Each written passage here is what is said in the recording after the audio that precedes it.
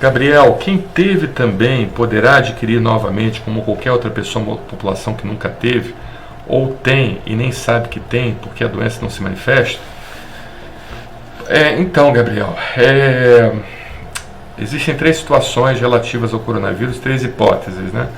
Quando eu digo são hipóteses, não existe ainda um consenso mundial, é importante que vocês entendam que isso não pode ser levado ao pé da letra e muita coisa pode mudar durante o decorrer da história desse vírus aí. Mas a primeira hipótese é o seguinte: ou você pega o vírus e ele fica em estado de latência no seu organismo, né? É a primeira hipótese. A segunda hipótese, você nunca fica curado, como é o caso do vírus da herpes e o vírus da catapora, né? Você nunca fica curado da herpes nem da catapora. E a AIDS também, né?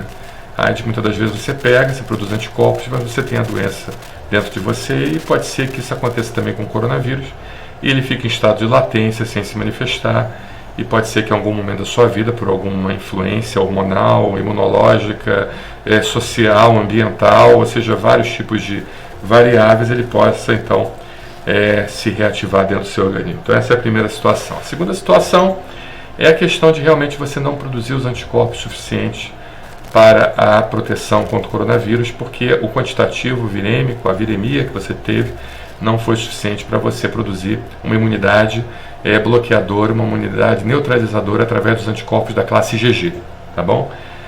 Que também a gente não sabe também se os anticorpos da classe IgG somente isolados são suficientes para combater o coronavírus, porque, por exemplo, o paciente aidético é um paciente que tem a doença em atividade e ao mesmo tempo tem anticorpo IgG positivo.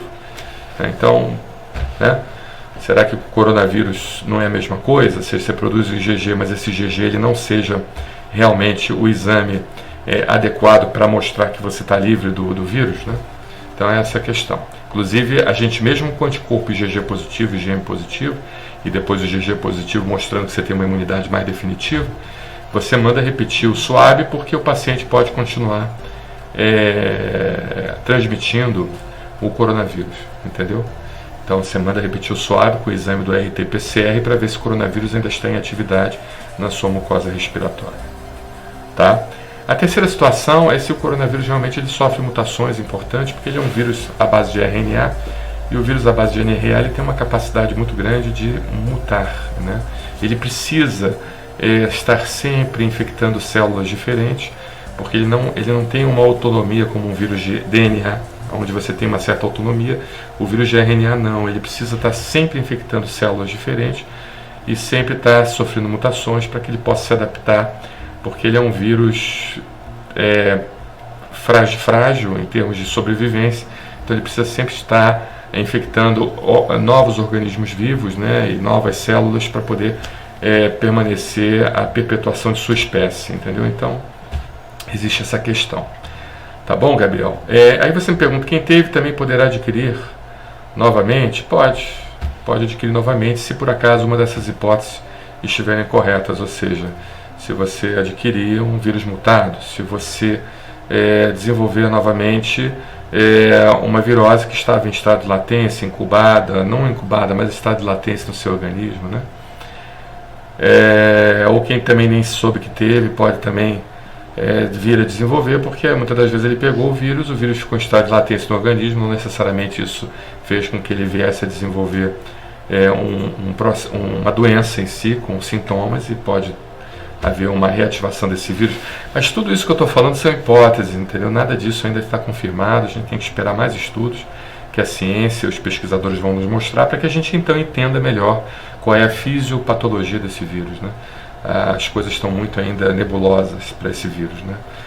É por isso que Gabriel, eu sempre falo o seguinte: a gente tem que mudar o nosso perfil de comportamento e achar que herói nacional é jogador de futebol ou cantor de pagode. Eles não são, tá?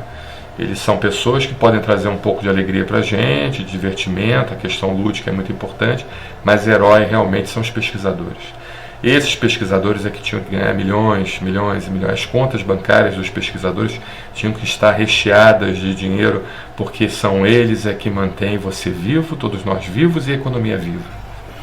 Então o empresáriozinho, o michuruca lá, que acha que montou um império vendendo coisinhas, entendeu? E tira onda com isso e chama os pesquisadores, os doutores, os PhDs, os pós-PhDs, os mestres de doutorzinhos, e eu conheço algunzinhos que falam isso, que hoje devem estar chorando lágrimas de crocodilo por causa desse problema, entendeu?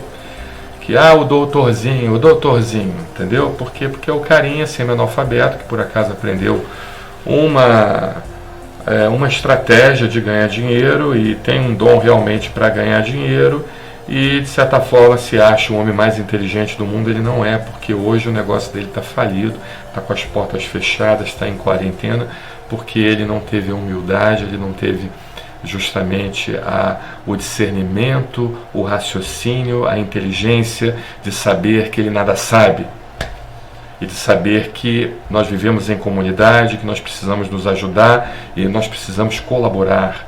Uma sociedade onde você é trabalhado em cima do individualismo é uma sociedade que está fadada à extinção. Então, essa gentalha aí que é a nossa elite raivosa brasileira, tá? Infelizmente é assim. Você pega a elite de países desenvolvidos, eles têm a plena consciência de que eles estão ali para compartilhar, eles respeitam muito a intelectualidade, mas aqui no Brasil não. Aqui no Brasil é um país que veio das capitanias hereditárias e tem um passado todo estranho, entendeu?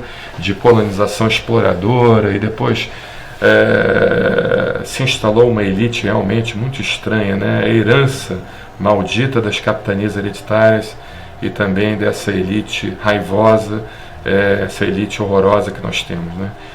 Então, está no momento agora de nós mudarmos o nosso comportamento, nós mudarmos a nossa forma de ver, nós entendermos que quem tem realmente a preponderância nesse país é quem detém o conhecimento intelectual e que poderia mudar essa situação. Se os nossos institutos de pesquisa estivessem amplamente financiados pelos empresários, pelos governos, pela sociedade em geral, se nós tivéssemos essa consciência, certamente hoje o Brasil não estaria passando essa situação horrorosa, inclusive sendo massa de manobra na mão de governantes canalhas que estão usando essa doença, inclusive, para tirar as nossas liberdades individuais e instaurar, pouco a pouco, estados ditatoriais de exceção.